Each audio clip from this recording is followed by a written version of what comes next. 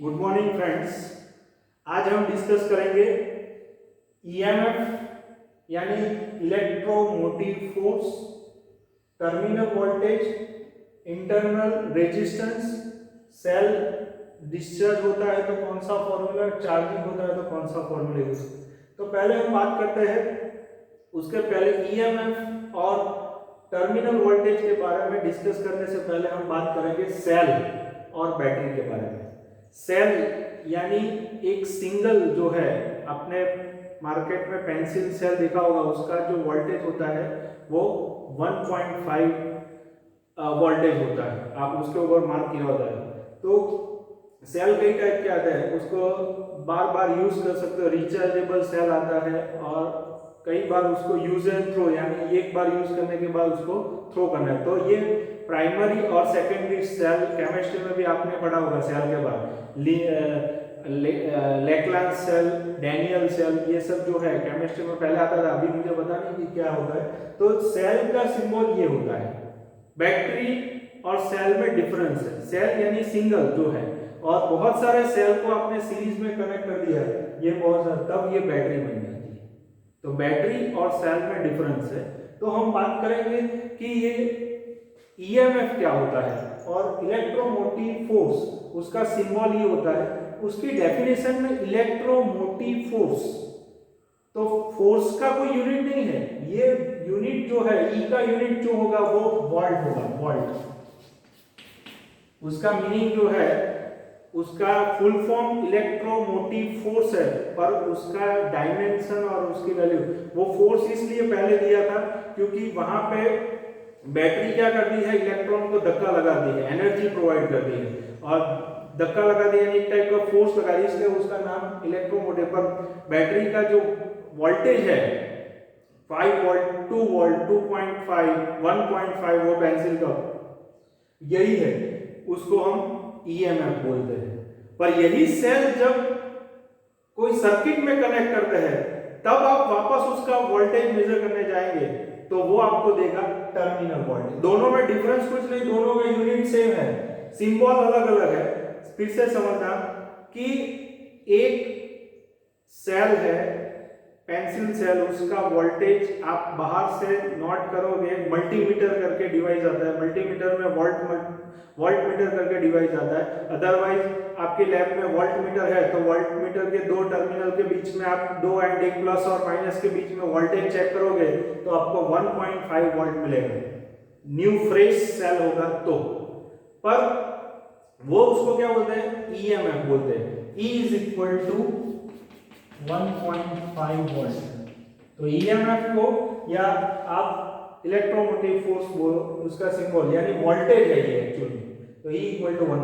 पर यही सेल को आपने सर्किट में कनेक्ट किया है, जब सर्किट में कनेक्ट करोगे तो क्या होगा, सर्किट में कनेक्ट करने के बाद क्या होता है, उसमें से आपने सेल के साथ कुछ और कनेक्ट किया है, वायर कनेक्ट किया है, दूसरा कुछ रेजिस्टेंस कनेक्ट किया है, कोई एलईडी कनेक्ट की है, तो क्या होगा, ये सेल जो है वो एनर्जी प्रोवाइड करेगा, यानी डिस्चार्ज होगा सेल। तो सेल डिस्चार्ज होगा तो उसका मीनिंग कि जब हम उसको सर्किट में, ये विदाउट सर्किट है, बाहर हमने वोल्टेज में, तो उसको हमने ईएमएफ बोला।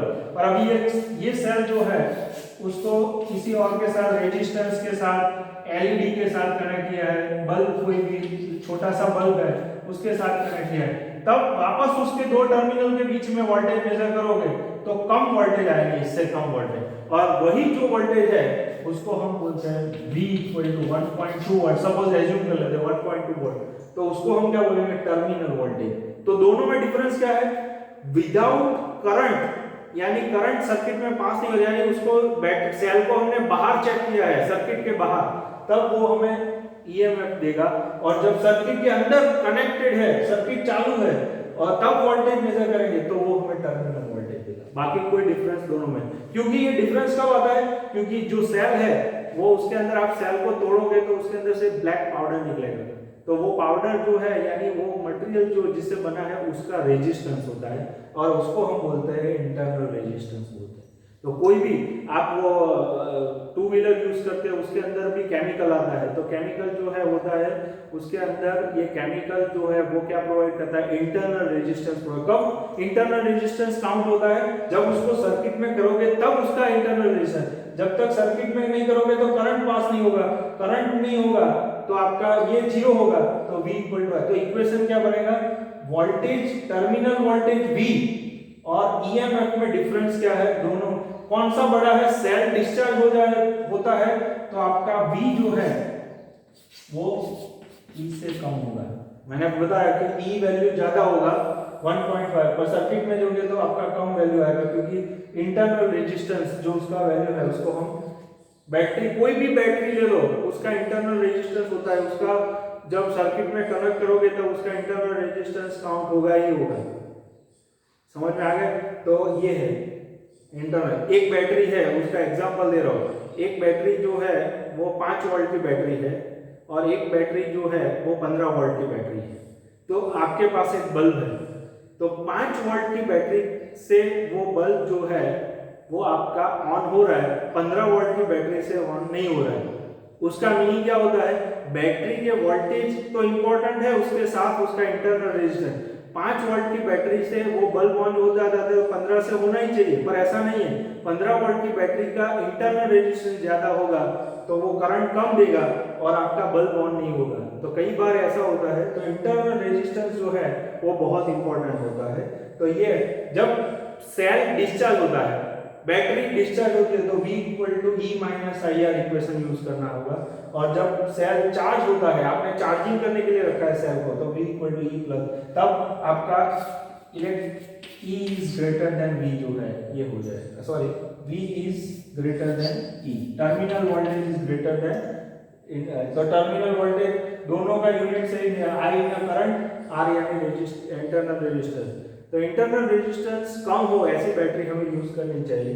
तो ये आपका टॉपिक जो है, तो अभी हम नेक्स्ट जो है उसमें क्या देखेंगे, तो आपका एक टॉपिक जो है रेजिस्टेंस सीरीज और पैरेलल में जो है वो टॉपिक इस साल डिलीट हो गया है, यानी आपके सिलेबस में से वो डिलीट किया गया है।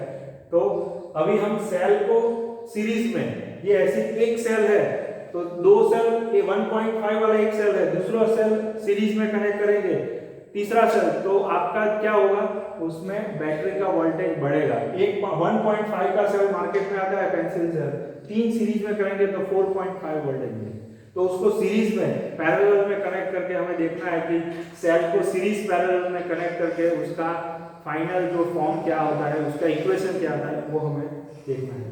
Thank you very much.